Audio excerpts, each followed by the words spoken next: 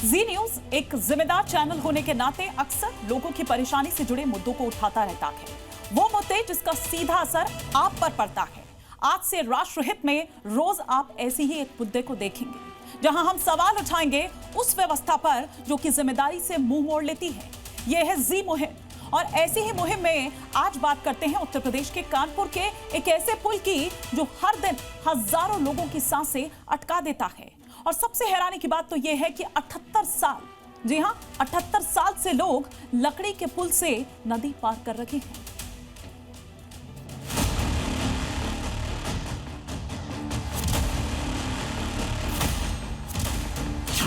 ये पुल नहीं, हर कदम पर मौत का इम्तिहान है।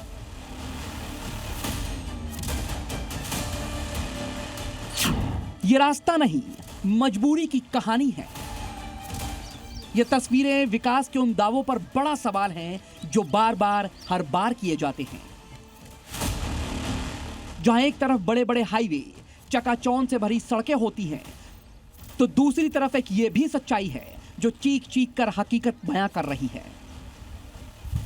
गजब है कानपुर देहात का रसूलाबाद, यानी वो इलाका जहां पिछले 78 साल से लकड़ी और बांस के सहारे आज भी लोग अपनी जिंदगी दांव पर लगाकर नदी पार कर रहे हैं।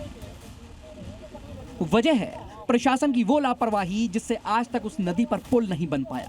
नतीजा यह हुआ कि गांव वालों ने अपने दम पर लकड़ी और बांस रखकर एक अस्थायी पुल बना लिया। दरअसल इसी पुल के जरिए आज पास के हजारों लोगों की जिंदगी टिकी है। अगर ये पुल ना हो तो लोगों को मूलभूत सुविधाओं के लिए करीब 15 किलोमीटर का चक्कर लगाकर सफर तय करना पड़ता है। यही वजह है कि लोग हर दिन मौत को चुनौती देकर इस लकड़ी और बांस से बने पुल से गुजरते हैं। ये जो पुल है, यहाँ से कई गांव के लोग आवागमन करते हैं। पुल से बच के जाना है तो करीब उन्हें 15 किलोमीटर का चक्कर लगाना होगा, जिसकी वजह से लोग यहीं से आवागमन करते हैं। स्थिति आप दिखा रहे हैं, जो पुल है ये बांस के डंडों से बनाया गया है। कितना जोखिम भरा ये रास्ता है, ये आप देखने वाली है कि आज तक ऐसे रास्तों पर अधिकारियों की और जिम्मेदारों की नजर क्यों नहीं पड़ी। समाजवादी पार्टी के जो मुखिया हैं, उनका ये संसदीय क्षेत्र है, उसके बाद भी इस तरीके के हालात।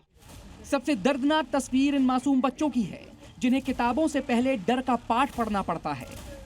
माँ बाप बच्चों को पुल तक छोड़ने आते हैं। स्कूल की छुट्टी के बाद घंटों पुल के किनारे इंतजार करते हैं कि फिर बच्चों के बैग अपने कंधों पर उठाते हैं और कांपते कदमों से उन्हें पुल पार कराते हैं।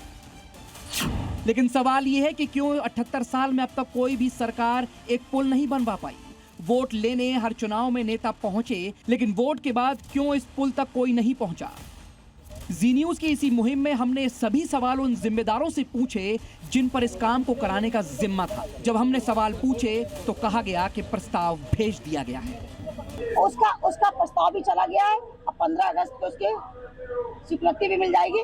बहुत जल्दी उसका निर्माण भी चालू हो जाएगा। प्रशासन भी जी न्यूज के सवाल उठाने पर आश्वासन देने लगा। ये मामला अभी तक मेरे संज्ञान में नहीं था। आप लोगों का धन्यवाद जो आप लोग ने ये, क्योंकि मामला सीरियस लग रहा है, इसकी मैं ये संज्ञान में आ गया है मेरे, और मैं इसकी जांच कराऊंगा और जो भी इससे संबंधित विभाग है उसको निर्देशित करूंगा कि इसके लिए, इसका निस्तारण के लिए जल्द से जल्द कार्रवाई की जाए। लेकिन अब भी जी न्यूज की ये मुहिम जिसके जरिए यहाँ के लोगों को इंसाफ मिलकर रहेगा, बात अब सिर्फ वादे की नहीं बल्कि एक्शन की होगी, क्योंकि जी न्यूज की मुहिम इस सवाल को यहीं छोड़कर नहीं जाएगी जब तक कि लोगों को इस खतरनाक पुल से मुक्ति नहीं मिलती। हम पूछते रहेंगे आखिर जिम्मेदार कौन है। आलोक त्रिपाठी, जी न्यूज, कानपुर देहात।